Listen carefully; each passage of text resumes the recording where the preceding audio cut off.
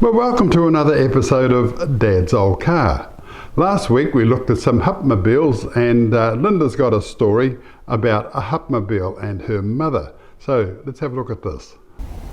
Well, I've got a story about this car as well. It's my mother's story really, who's long since moved along. But when she was a little girl, the neighbour, they didn't have any children, and they used to just love my mother, and they would take her to the movies, and they started off with a motorbike, so the man would have to take his wife to the movies, or the pictures it was then, and then come back and pick up my mother Laurie and take her to the pictures, and then they would all go to the movies. And then eventually they bought one of these. Oh, right. And my mother just couldn't believe it. Because I remember her describing the curtains, you know, on the side curtains. Yep. And when she told me the story, I'd never heard of a hutmobile. But she said she would sit in the back and hold on to this bit. Yep. And she'd be like the queen going to the pictures. She just loved it. Yes. Yeah. I mean, they're it's a lovely car to drive in. Yes. You know, in the back or the front. Even driving it, it's quite heavy on the steering at low speed, but when you're on the highway, it's great. Yeah. It's a great car. Yeah, it's very handsome. They are. Oh, they built handsome cars back then, didn't they? A little bit of character to them, unlike cars today. Yeah. Wasn't that fantastic? Well, next up we've got a Ford Mercury, 1964 Ford Mercury Breezeway. So a very unusual car, so let's have a look at that.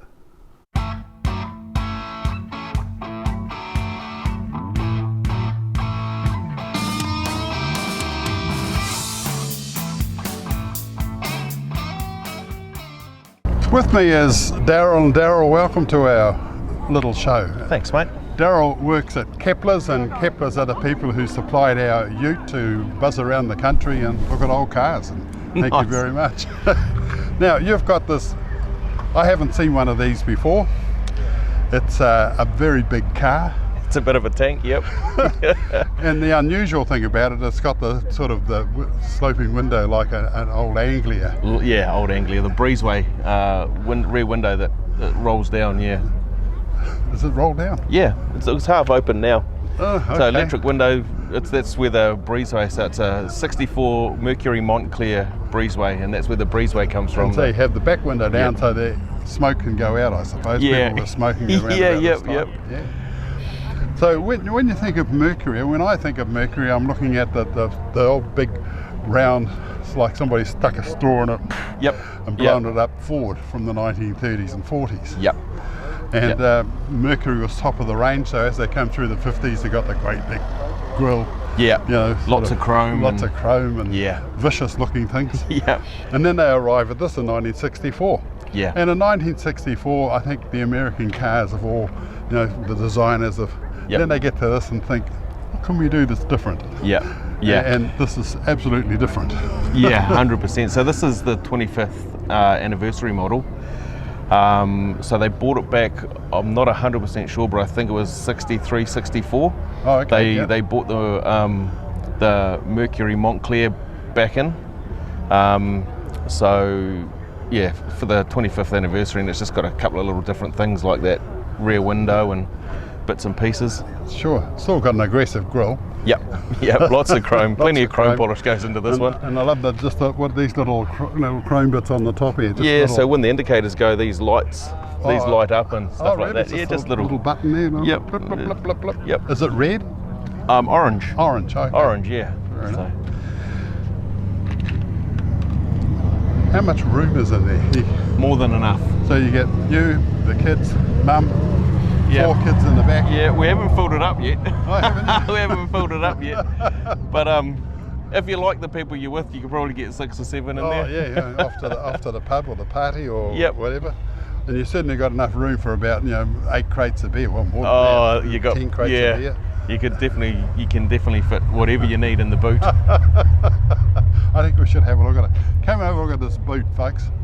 I see what you mean with this window winds down, and that's just something I've never seen. Yeah, I have to admit. Of a lot of the Mercuries you see, I've only ever seen one one breezeway with the wind down window, Wow. and that's this one here. So And the side lights, or side windows are just to support this. yeah, just so it for goes up support. and So down. Yeah. kids love it. We go to beach hop and stuff. We'll have this down, and they'll be sitting here and leaning up against the. It might be a little Or bit sitting of, with their bottoms there. And yeah, sitting outside. It's probably slightly illegal, but you're going slowly, and there's no seatbelts on the back anyway. So it's just amazing. I think that's amazing. Let's have a look at the boot. yeah, there's no shortage of. Now it's about a metre, or a bit over a metre, the boot. Now open it up. Oh God, Just I could sleep across there. yep. Yeah, we've had surfboards in here, and Yeah, yep, there's not a lot you can't fit. absolutely. not. Yeah, if you took the boot lid off, it'd almost be a ute. Yeah, I think you're right. I think it's just as much room there as there in the back of the Yeah. GM. These used to come out with air conditioning. This one hasn't, but that rear window does Does the just same that. thing, Yeah, it's yeah. brilliant. So there was a saying, if you go into the desert, you need a car door. So if it gets hot, you can wind the window down. Yeah. Because you need the whole car to Yeah, to wind the that back window down. Yeah. Can we have a look inside? Yeah.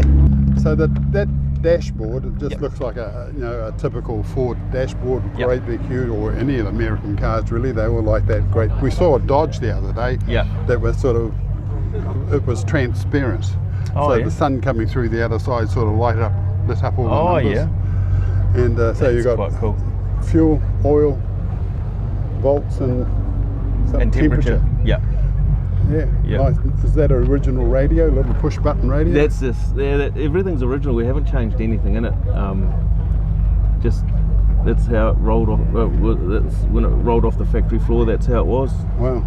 If we look at this door, so we've got the opener. Yep. got Opens a up. Wind up window, Yep. That's for that one. and this That's for little the, side light window. Yeah. And what does this do? that adjusts this mirror. Oh, really? So that's Yep. electric? No, that's a manual. So it's on a cable. Yeah, cable or not quite sure why how it does it. Yeah. I'm pretty sure it's not Bluetooth, but That's amazing. And is that a foot brake on the side there, or yeah, is that just foot a brake down there, and then you just give that a push down, and it Releases it. Releases it. Yeah, Oh, wow. That's one hell of an engine. What did you say it was? 390. So this is actually the little one out of the FE family. It's 390 cubic inch or 6.4 litre. Wow. They do go out to 428. I would, yeah, you'd be wanting to own a gas station if you went out that big. But it's like owning a boat. I mean, you go fishing. Yep. You don't really care what it costs to catch the fish, because you Yep. caught 4 fish that are about $100 each or something. You Yeah, know? yeah. But it's not the point. Yeah, it's and that driving exactly one of not these, the I point. think it's the same It's thing. exactly the This same is thing. your- You just drive it, and it's part of the fun is rolling up to the gas station. Only problem is you just can't fit enough of it in. I remember the gas stations used to go ding, ding, ding, ding for every gallon you put in. The Yeah, thing. oh, But I don't know if it does that'd that be anymore. depressing, I think. So I see your cables with the spark plugs are purple, and it matches with the top of the battery. Was that on purpose? Nah, that was a little bit of a story. My lovely old mum passed away, and she just absolutely loved purple. If she could, she would have painted it purple. So as a bit of a tribute to her, we hunted high and low. It actually took a long time to find them, but we found some purple leads and bought them in from the States and threw them on the old Montclair for her. So our show's called Dad's Old Car. Yep. What did your family have when you were a boy? Oh, with my mum, we lived with mum, and she had everything. Oh, really? We changed cars every 5 minutes. Everything from Toyota Corollas to she had an old MGB GT or something like that. Lots and lots of stuff, vans and this, that, and the other. So any of those stick in your mind? Probably the coolest old car we had was an old Corolla wagon. Oh. Back in the day, it was just an old Corolla wagon. It was a Corolla station wagon. Nowadays it'd be worth a fortune. Those old Jappers. So Yeah. It's getting up there. Mm. Anyway, absolute marvellous car. Good on you. Beauty, thanks, mate. And you're telling me you've got a couple of photos. Yep. We'll take a look at those, and you can sort of back from when it was when stock standard original. Yeah. Yeah. Yep. Excellent. Sweet. Absolutely excellent. Cool. I think we should maybe see a go driving along. When, Okay. when you leave, we'll Yeah, sort you okay. out. Yeah, Yep, excellent. sweet as.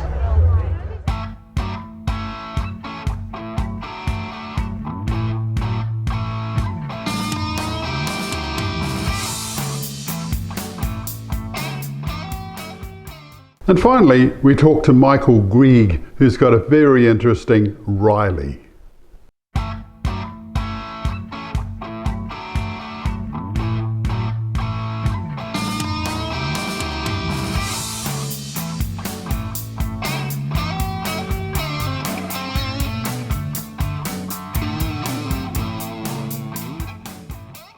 With me is Michael, and Michael, welcome to our little show. Mitaki, And Michael's got this 1929, 1931.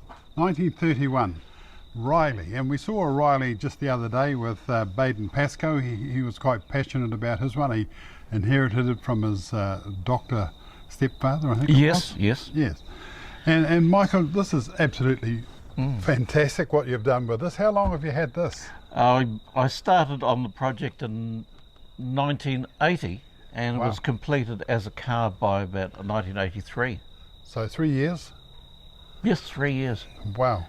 I see in this book here there's a photograph of the of just the chassis, the engine and the steering wheel.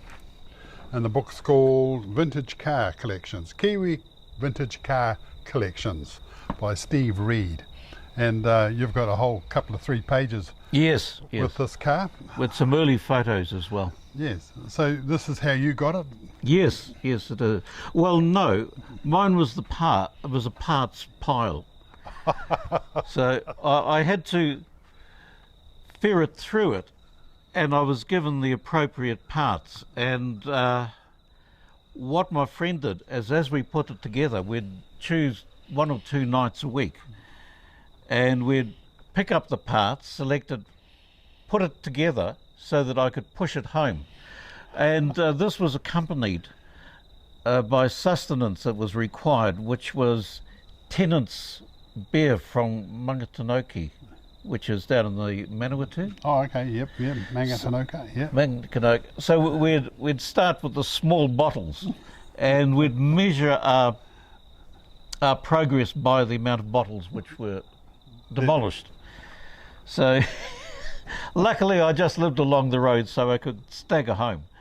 But that while we were doing it, I would be regaled with stories of Rileys, how to drive them, the history of the cars, and I got a lot of insider information when putting a car together. I learnt the spirit, the genealogy of it. So it was great assistance that way.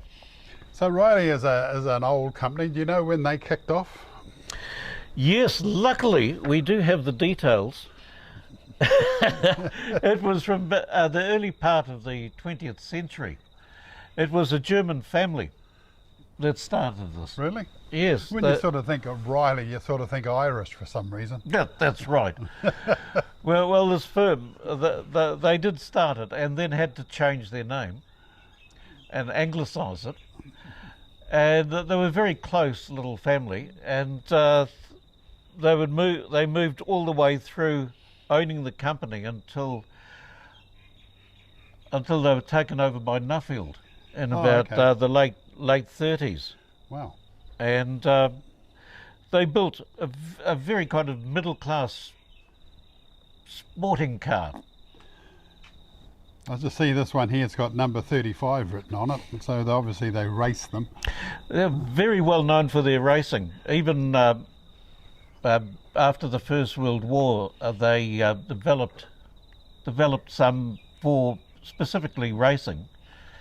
They went into beach racing in England in the 20s, and then the circuit racing at Brooklands, and a lot of long distance running.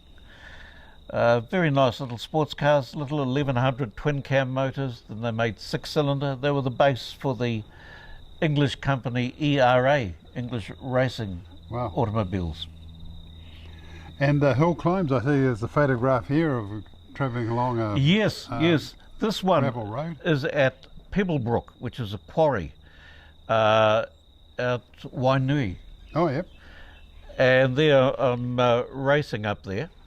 I've also raced this car at the Chelsea Sugar Works, which was a well-known hill climb for 40 years. The Waitemata branch ran it there. I've also run it on the circuits with Hampton Downs Wow. for the Roycroft Trophy. It's not geared. This is the War Department model, which is designed for war games and driving cross-country. So I'm proud to keep it to that specification, which makes it an excellent tourer. Sure. Tell me about the diff. You were telling me about the diff before, and they had, various choices of diff.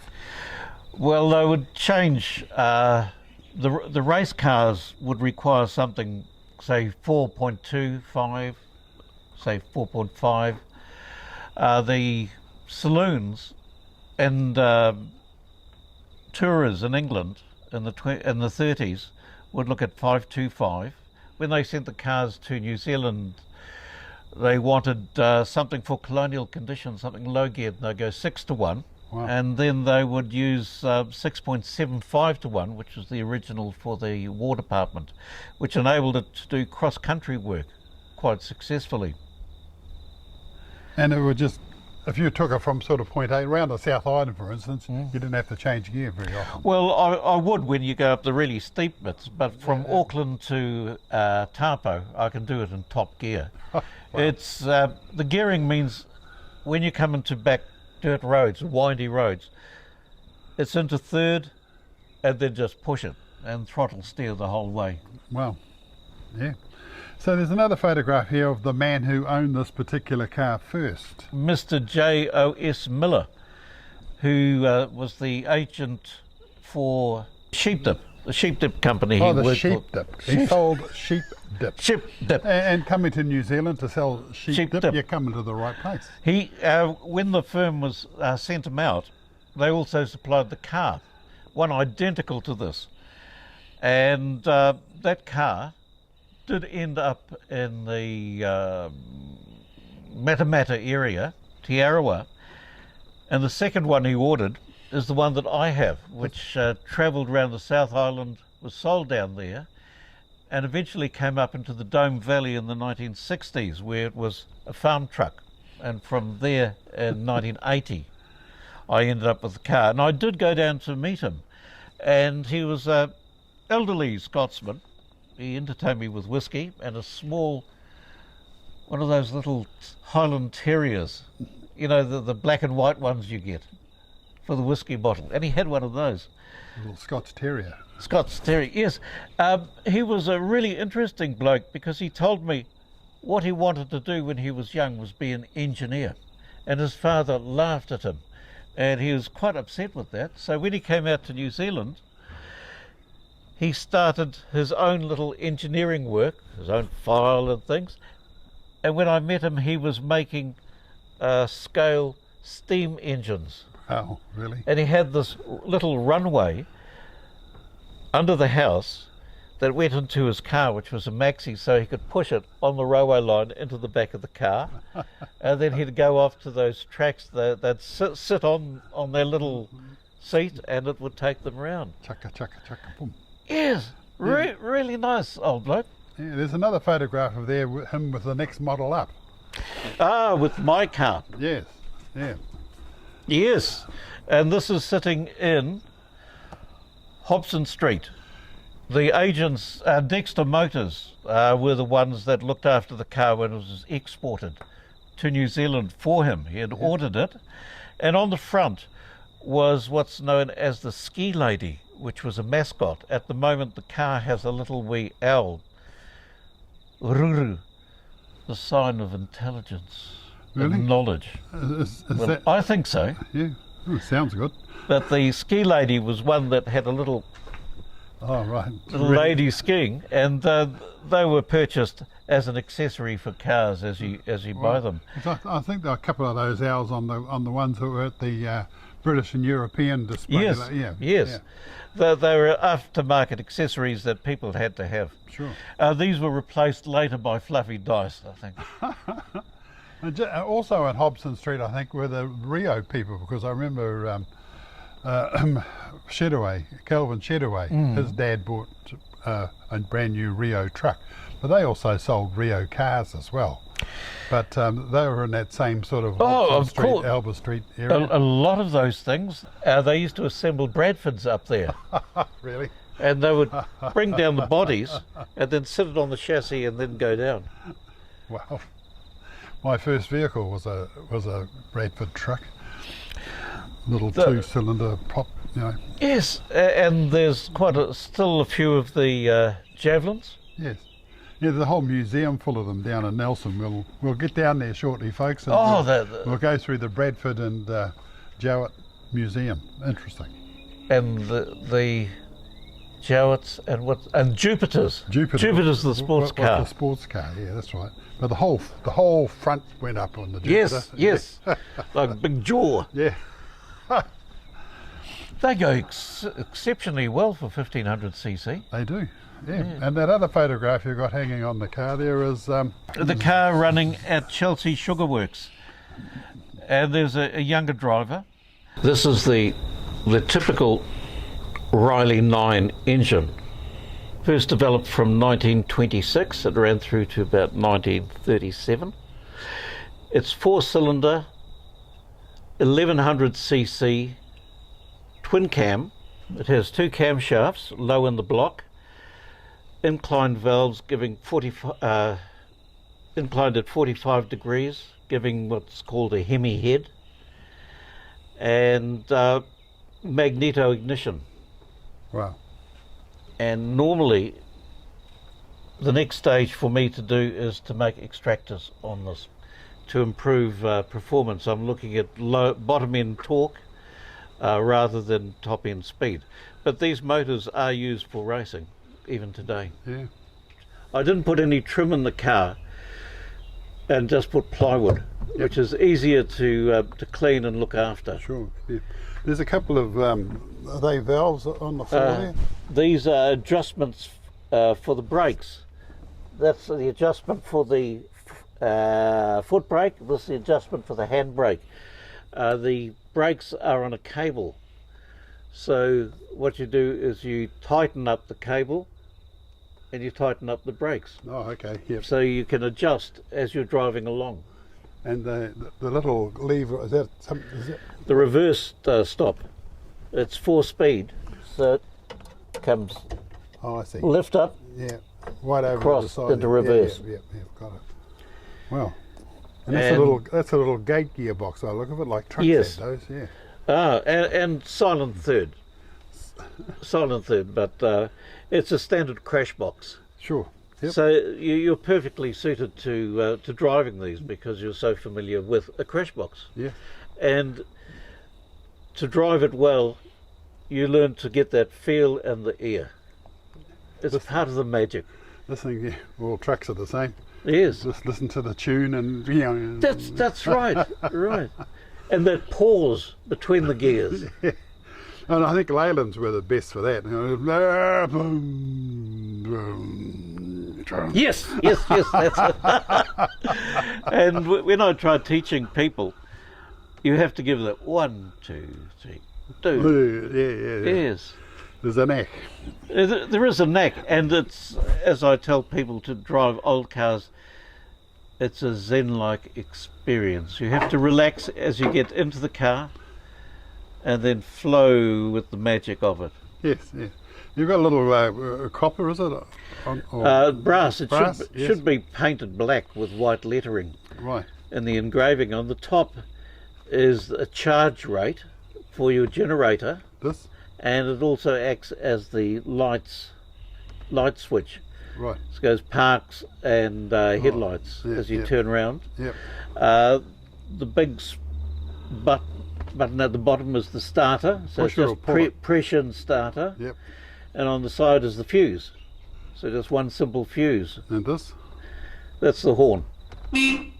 Of course it is. And the St. Christopher, which is an essential for most vehicles.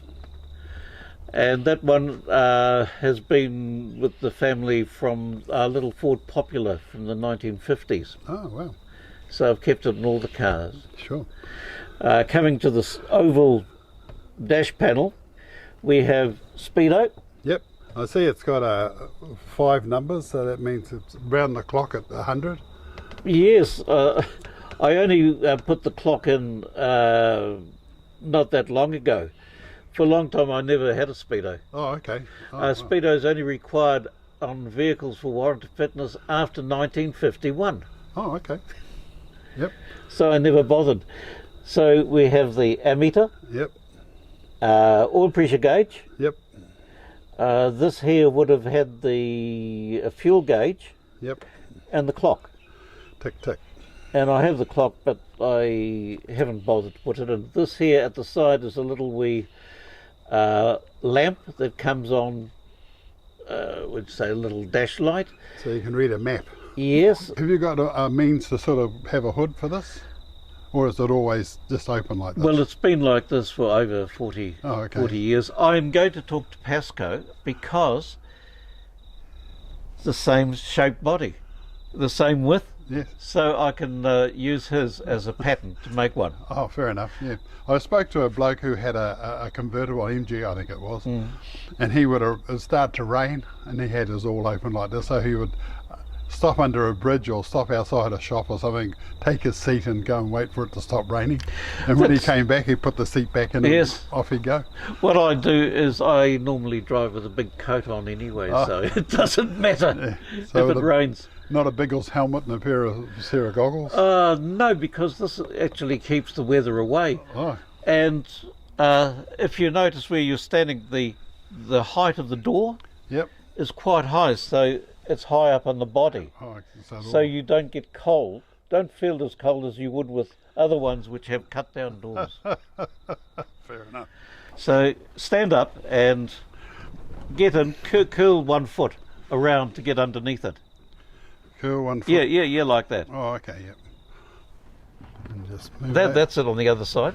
Yeah. I'll sit on top of the seat. Then and I'll slide just down. Slide down. Plonk. You have a different size than me. So you and me and that's just about a whole load, isn't it? I mean, you know, we're very comfortably snug in here. You are comfortable. The seat's quite good at the back, isn't it? Yes. Oh, it's very comfortable. Yeah. So you have to drive with the jandals off, Oh, yes. because at the foot, the accelerator is very narrow, Yes. and the jandal will get stuck. Right. Can you see that, sweetheart? There's my jandal. Okay. Yes. So we will remove jandal and just have it with your big toe. Look at Yeah, that. yeah. Perfect. I love the dipstick in the middle, and I actually think that people should go back to Yes. having the dipstick on the floor. Just my personal opinion. Now, can you use this manually, or is No, you turn it and it turn goes it on. It just goes on. Right. Yeah. When the Land Rover one, just sort of pulled it out. And Yeah, then yeah, you that's could right. just- if it didn't go, you could Yep. make it go manually. Yeah. Imagine driving all the way to Auckland. Well, it's still a lot of T's. Yeah. You see T's have manual ones, but that's a nice marine one and it's been happy for the last 40 years. You'll never get your foot near the clutch, will you? Well, if I can get around that handbrake and take the jandal off. Yeah. Nearly there. There we go. Yeah, no, it'll go on there all right. Clutch, brake, yep. And the gear lever, I find, I put my hand through there. Eyes. Yeah, through the steering wheel, because there's Yes. some truck drivers who drove R190s with two gear sticks, you know, that's a way to do it. Now, right arm through the steering wheel, so they say. Well, there you go, folks. A little bit of history about this beautiful Riley. And Michael, thank you so much.